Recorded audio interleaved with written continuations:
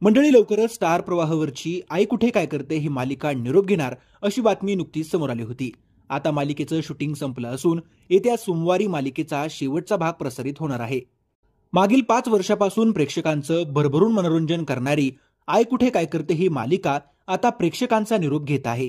दरम्यान 5 वर्ष एखादी भूमिका वठवताना आपल्या पात्राच्या निरोपाची वेळ आल्याचं सांगत या मालिकेतील कलाकारांनी या मालिकेविषयीचा आपला अनुभव शेअर केला आहे. स्टार प्रवाहानं त्यांच्या सोशल मीडियावरून या सगळ्यांचे अनुभव शेअर केले आहेत. अभिनेते मिलिंद गवळी म्हणाले, या मालिकेनं प्रत्येकाला भरभरून दिलं आणि शिकवलं पुरुषांनी कसं नसावं, असा अनुभव मिलिंद यांनी शेअर केलाय. त्याचबरोबर माझी स्वप्न पूर्ण करण्याचं बळ या मालिकेनं दिलं. आता ही मालिका शेवटच्या टप्प्यात आहे, पण आपली प्रेमाची गाठ कायम बांधली असल्याचं सांगताना संजना पात्र साकारणारी अभिनेत्री रुपाली भोसले हिचे डोळे पाणावले होते.